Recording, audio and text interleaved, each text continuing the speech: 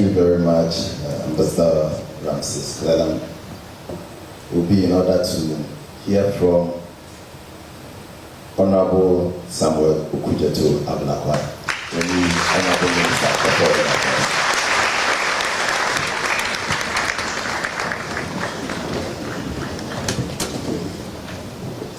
Thank you very much. Please be seated.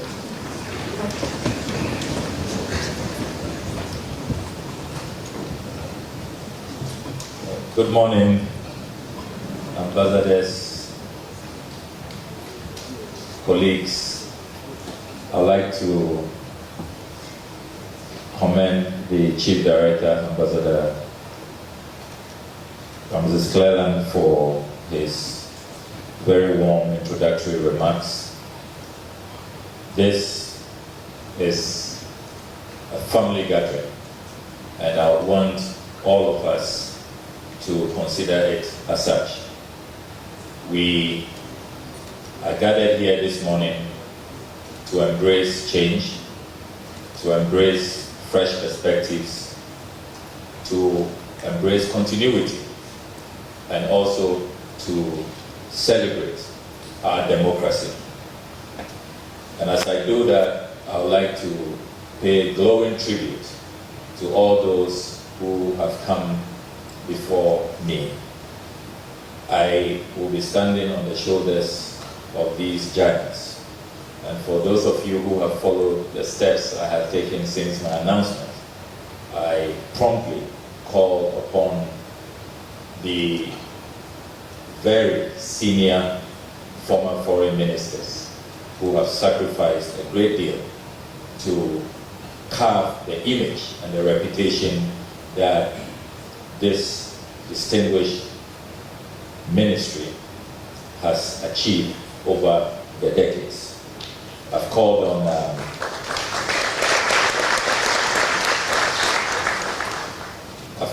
Ghana's longest serving foreign minister. I think you can take your seat, don't worry. This is a family meeting, so I feel very safe. So I've called on our longest serving foreign minister, the Honorable Obediah Samoa, who you know is a colossus, an icon, and he's 89 years, doing well. I know a lot of you who would like to know how he's faring. I can confirm to you that he's doing very well. He says he celebrates his 90th in his hometown in Lipe. So some of you may be fortunate to join me, travel to his hometown to celebrate his 90th. I have also called on Professor Kwamina Ahoy, who took over from him. I've called on Ambassador James Victor Beho, who took over from Professor Kwamina Ahoy. I have also called on Ambassador D.K. Osei, one of our celebrated diplomats who served as secretary to President Kufuor. I have called on the Honorable Dr. Ibn Chambers, and I have my requests pending for the much younger ones. I know they have been busy with international assignments, so I'll definitely have engagements with them before I settle in. And I have done that as a sign of respect, as a sign of reverence for the contributions that our ministers have made. And I think that it is to our collective credit that in recent years, the foreign ministers who have served our country have been acknowledged by international organizations. It is really to our collective pride that the immediate past foreign minister, the Honorable Shirley Ayokoboche, is now the Secretary General of the Commonwealth. If you had not served her diligently and giving her the support that she deserves, she will not have attained that height. And you recall that when she was campaigning across the political divide, including my good self, we put our statements publicly to support her candidature. The current president, speaking at the Chatham House event, supported President Akufo-Addo and declared the support of the opposition at the time for her candidature. Because we know that when it comes to these matters, it's Ghana first. It is not about the partisan, if you like, divide, because we all cannot belong to the same political ideology. Then we've had the Honorable Hannah Tete also doing very, very well. I have lost count with the number of appointments she's received since she left the Foreign Ministry. And all of that, I don't need to talk about Ambassador Beho. I don't need to talk about the Honorable Ibn Chambers, who remains very busy, an envoy for peace and stability, democracy in our region. All of this represents a certain gravitas that you have in this ministry. And that is why when we put forth candidates, those candidates receive the endorsement from our peers, not only in the region, but beyond. So it is to your credit. And that tells me that we have tremendous talent here, and we have to be proud of what we have achieved. And it is fair to submit that we are continuing a tradition which is an illustrious one, of course. I mean, we've had the first black president of the UN General Assembly, Ambassador Kwesi Nsaki. Many people thought at the time that it was not possible, because that was the time of great contestation with mighty powers flexing muscles and all of that. But we have always punched above our weight. Ambassador Kwesi Nsaki set the pace, and so it was not surprising that a Ghanaian became the first black Secretary General of the United Nations, the late Kofi Annan, who we will always remember fondly, and may his soul rest in perfect peace. So we've had a very illustrious tradition of representing our country at the highest level. And we do that with grace, we do that with excellence, we do that with a certain patriotism which is infectious. And that is the tradition that I appeal to you, my dear colleagues, that we continue. Under this new dispensation, we will draw on the talents that we have, and we will ask that excellence should remain our hallmark. We must also pursue the vision of His Excellency John Dramani Mahama. You have heard him outline that vision. He wants us to reset Ghana. He believes that we can do better. We can have institutions that meet the expectations of our people. He believes that once we put ourselves together with one purpose, there is nothing that we cannot achieve.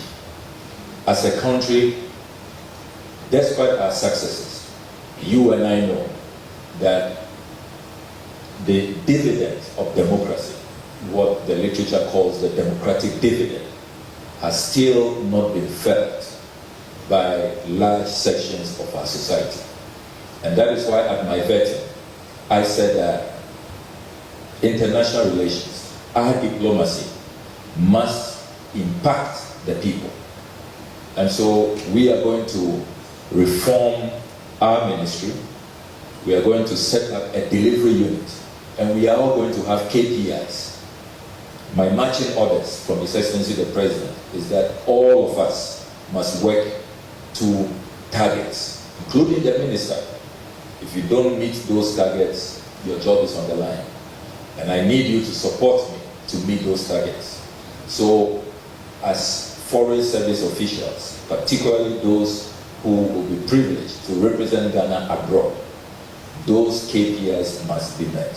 We spend billions of cedis annually taking care of our foreign service officials. It is important that the democratic dividend is realized. How many investors are we bringing in? How are we industrializing? How are we ensuring that the MOUs, the agreements that we enter into, we are concretizing them on the ground and making sure they manifest in the lives of people? I will share a story with you. When I was appointed, when the announcement was made, a couple of people called me and said, "Oh, foreign ministry, you will soon be forgotten." I mean, as for foreign ministry, it's all about travels and conferences, and we really don't see what you people do on the ground, you know. And aren't you too young to be forgotten on the political landscape? We thought you would have lobbied for, you know, another ministry that will make you more visible on the ground. Then I reflected and said, it's clearly a perception which we need to work on, because a lot of work that the other ministries do, we facilitate. We make sure that all of those donor assistance, all of that aid, we facilitate. And we must make sure that the people recognize that diplomacy is not some highfalutin concept which is abstract, which does not put food on the table of the ordinary Kofi or Amma. So that is what we must demystify. I will want us to demystify our work. When they realize that there are KPIs, that we are all working to clear targets, that we want an impact to be felt by the people. That perception that, oh, as for you people, we even think we can live without you people. You can enjoy your conferences and your cocktails and your summits, but we want to go and focus on those who really, you know, are bringing real development into our lives. It's clearly a misconception, and it's so unfair to all the sacrifices, all the hard work that we carry out. So we are going to be big on that, making sure that there are clear targets that we are meeting, and that in all we do, there ought to be the impact felt. And there are many, many examples. I mean, there are times that we sign agreements and we don't follow through to make sure they are ratified so that they are implemented on the ground. There are many countries that offer scholarships, for example. But how do we follow up to make sure that those scholarships are made available, are publicized, so that our young people can benefit? We all know the fiscal situation. We cannot continue to rely on GET Fund and the scholarship secretariat, you know. But with all of these opportunities, why should we have a situation where you meet ambassadors at their national days and they tell you that, oh, we offered you people 200 scholarships. You didn't take advantage of it. It's lapsed, and you know, it's unfortunate. Those are the things that create a perception that the ministry is removed from the everyday reality of the people, that there's a certain disconnect. We need to change that.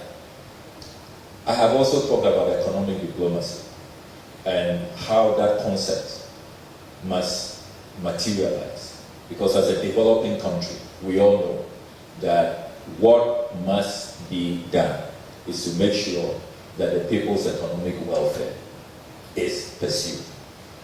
You know, unemployment has worsened over the period. It's now around 14.7% from 8.6% in 2016, according to the Ghana Statistical Service. You know that we are putting in a lot of efforts to host the Africa Continental Free Trade Area, so that we can trade amongst ourselves, so we can industrialize and create jobs for our young people, so they'll stop dying, you know, on the Mediterranean. But if we do not concretize economic diplomacy, and it just remains, an abstract concept, we are not going to address that. So, key matters that we'll be pursuing. We need to review our foreign policy, and if you have paid regard to the NDC manifesto, it is stated there that we'll be reviewing our foreign policy so that we make it more reflective of the modern demands. The 21st century requires that our foreign policy is tweaked a bit. I mean, we certainly are not going to depart from positive neutrality, from being non-aligned and making sure that we are friends to all and enemies of none. But we need to make sure that we give it a modernized input so that it will be more relevant to the needs of the people. Then we are also going to put together a policy. I have noticed that we don't have a policy on economic diplomacy. Unfortunately, one of your colleagues has written extensively on that, and he was very kind to meet me a couple of weeks ago to share a copy of his very fascinating book. I couldn't drop it when he gave it to me. Really fascinating. And I'm sure that he will serve in the committee that will be reviewing our economic diplomacy so that we can have a policy, a blueprint that will guide us. When we say economic diplomacy, what does it entail? What are the targets? So that some of the great slogans that we have come up with, slogans like Ghana Beyond Aid, which President Akufo-Addo was passionate about, all of those slogans, we can flesh it out under an economic diplomacy policy blueprint. So we'll be working on those matters. Then I've also informed the Chief Director that to hit the ground running, today we shall inaugurate 2 committees. The first committee will be on passport reforms. There's been a great deal of concern by the Ghanaian people that they want passports to be, in terms of the processes, in terms of the convenience, they want that we work on that. We need to go full digitalization. We need to make it possible for courier services to submit passports to people. We shouldn't have a situation where thousands of passports remain uncollected. Cut down the inconvenience. If government has your biometrics, why is everybody still collecting biometrics? DVLA, SNIT, NIA, Health Service, Passport Office, everybody is still collecting biometrics every day. Happens only in Ghana. It has to stop. We must integrate. And that is why I've spoken to the Communications Minister to help us with technical staff from his ministry and the NIA so that we can integrate. If your biometrics are in the system, why should you have to always, if you want to renew your passport or get a passport, do your biometrics again? It's total waste of man hours. And then we also want the passport office to become a 24-hour passport office that operates around the clock. And we'll be piloting that as we look at moving all our missions to 24-hour working period. That, as you know, is the vision of President Mahama. He is big on having a 24-hour economy so that we can work around the clock and then create jobs. Potentially, we can triple current staff numbers if we roll out a 24-hour operation within the ministry. So that is one of the committees that we'll be setting up today. The second committee we shall set up is the Migration and Welfare of Ghanaians in the Diaspora Committee. You heard me say that the Foreign Ministry should help to address the unemployment crisis. But even more importantly, we have too many of our compatriots who are being exploited. Their dignity is violated violently, particularly in some regions. I don't want to mention because the media is here, but you know those regions. And it's all because it's not a regulated space. You have unscrupulous private agencies who take advantage of them. When they arrive in those destinations, they seize their passports, they collect more than 50% of their earnings, and they just exploit them and treat them shabbily, really. So that has to change. When you have a government-to-government agreement, and everybody knows that these workers from this country, Ghana, their government knows they are here. Their government is aware of their work. They will be treated with respect, with dignity, and it becomes a win-win situation. Look at what countries like Cuba, like Indonesia have achieved, taking advantage of migration policies and having partnerships with us. And you should look at the numbers. For example, Cuba, we pay them so much every year because of the doctors that they bring in. Why can't we also begin to get some good FDI from these arrangements? So that is a committee I'm passionate about, and I would want us to hit the ground running with those two committees. We'll be giving them a month's mandate to report so that we can immediately roll out the interventions that we all want to see.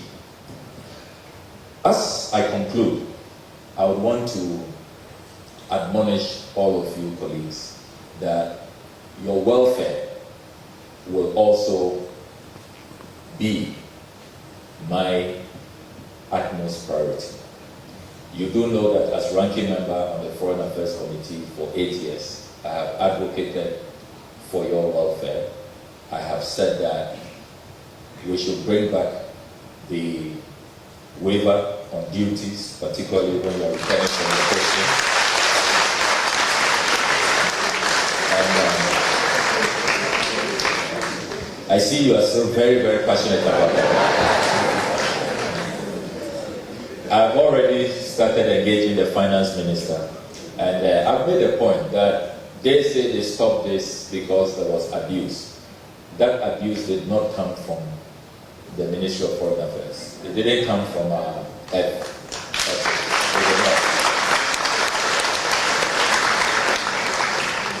After all, how many are we? How many of us go on postings? How many of us, return, every 4 years, really, So that abuse cannot. And this business of always, being a bit lazy, throwing the baby away with the bathwater, has to stop. So I'm going to fiercely, and you know me when I say fiercely, what I mean by that, I'll fiercely pursue that matter and make sure that very quickly, and fortunately the President agrees with us that, it's the least we can do. Because we all know the sacrifices you make, particularly when you are in Ghana. We all know. So the little incentive that can be given to you should be given to you. So please be rest assured. We are also going to look at the vexed issue of rentals, how landlords harass our colleagues on posting, and sometimes you are hiding from them, you can't work freely and all of that. I think that it is time to do a phase 2 of the Societe Generale facility and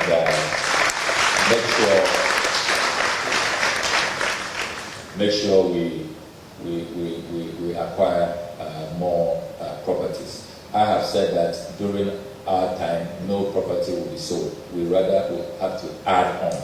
We must add value. We must not diminish. So we will quickly address that. Because when you look at the economics, it makes more sense to own than be renting all over the place. And it's also about the image of our country. A country that has produced the U.S. Secretary General, Commonwealth Secretary Generals, and we have all of these top envoys celebrated, Sajifo's country, and then, some, tiny landlords will be harassing us and disturbing our peace, across various jurisdictions. We can't accept that. We will not accept that. So these will be priority matters because I know that when you are motivated, when you feel valued and respected, you will still on motivation. Still on motivation. I am going to be very big on our candidates. I don't think that what we have done for the international community, what we have done for peace and stability in the world since 1960, when we deployed the first peace operation mission in the Congo, and having always been a top 10 troops contributor, we have not, to be fair, taken our rightful place in the various international organizations. We have not. And it's because we haven't been very aggressive. I am surprised at the envoys I have received already, even before I was sworn in. Top envoys by their president, some even demand to meet our president, that we are going for AU summit. These are our candidates. We want your vote. And they are so aggressive about it. And they even tell us that, okay, if you have some, we can go into some horse trading, and then we are found wanting. When I check, we have only 4 candidates really we have to push in this season. That's not good enough. So I want to encourage all of you, look out for spaces, for opportunities. We will back you, we will support you, we will raise campaign teams, we will find the resources to campaign for you. If other countries are doing it, we should be able to do it. When you go higher, you will serve in our interest international organizations. We benefit. You will be able to help recruit more Ghanaians in there. I recall 3 years ago I went for a meeting in The Hague as ranking member, and there was a particular country, a francophone country, and virtually everybody I met, they thought I had come from their country. I said, how come from the gate security protocol, and this is The Hague, we are not in Africa. We have so many Africans from one country. They said, oh, it just took a good brother to be at the top, and then we all came along. I said, oh, okay, so that's how it works. So if you don't push your people to get in there and be at the top, you will not, receive your fair share. So we have to be big on that. Then we create more jobs internationally for our people. We create space here as well for people to come in. And then most importantly, it helps our image. There's a lot of pride.